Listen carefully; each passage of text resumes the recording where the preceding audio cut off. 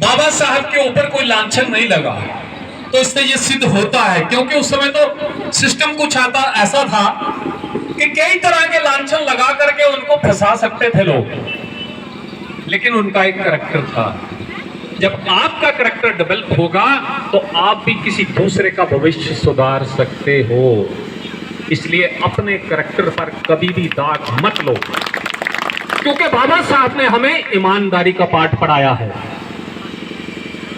दूसरी बड़ी बात कि संगठित रहना।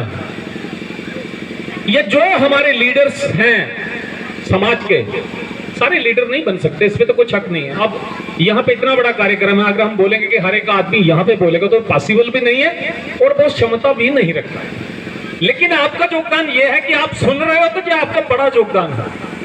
अब यहाँ से अगर कोई मैसेज ले जा रहे हो अपने परिवार में बांट रहे हो, तो ये भी आपकी एक उपलब्धि है, ये योगदान है आपका। अब कुछ लोगों ने यहाँ पे फाइनेंशियल हेल्प की होगी, अब सारे यहाँ पे फाइनेंशियल हेल्प भी नहीं कर सकते, पैसे के लिहाज से नहीं मदद कर सकते, आप बोल नहीं सकते, आप लिख नहीं सकते, आप पैसे नहीं दे सकते। तो मैं ये कह रहा हूं कि जो बोल रहा है उसकी टांगे मत खींचिए, उसका साथ दीजिए भाई, तब भी कुछ ना कुछ सुधर सकता है, बहुत कुछ हो सकता है। जो आदमी हमारे लीडर्स हैं और जो हमारे समाज की बात करते हैं, सुधार की बात करते हैं, उसकी टांगे मत खींचिए, उसका साथ दीजिए। तो ऐसे कार्यक्रम जो हैं उनमें बखूबी शामिल होना है। आज मैं विशेषकर महिलाओं से कहूं कि अगर हम अपने ये धार्मिक ग्रंथ जिन्हें हम कहते हैं उनको भी खंगालते हैं, तो स्त्री को वहां भी अछूत कहा गया है। शिक्षा ग्रहण नहीं कर सकती, किसी धार्मिक संस्थान में नहीं जा सकती, अपना हक नहीं ले सकती, मतलब पुरुष के हक में की आज्ञा में ही उसको रहना है, चाहे उसके ऊपर कोई भी जुल्म हो या कुछ भी हो। तो बाबा साहब का ही संविधान है जिसने विशेषकर महिलाओं को कहूं, प्रधानमंत्री से लेकर राष्ट्रपति तक, आईपीएस, आईएएस,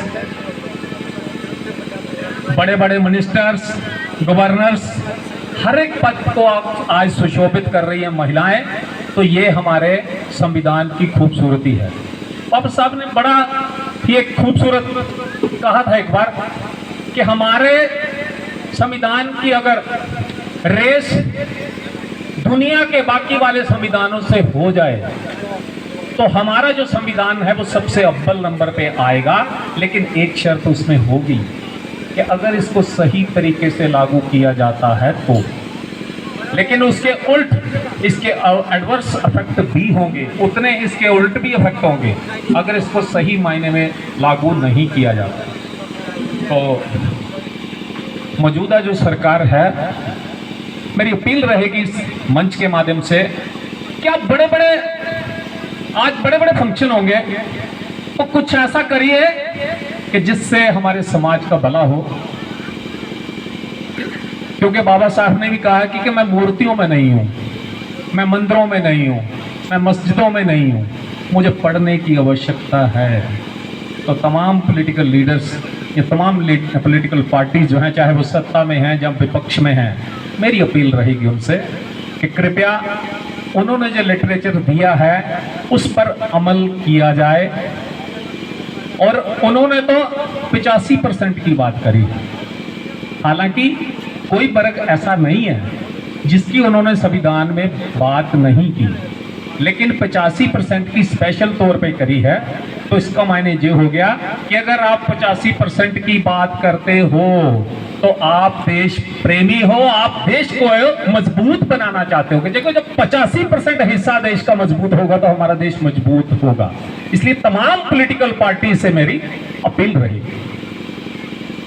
और सामान्य मंच का, इस ट्रस्ट का मैं हृदय से धन्यवादी हूं इतने बड़े मंच पे मुझे सम्मान दिया, मान दिया, बोलने का मौका दिया, अपनी बात को रखा।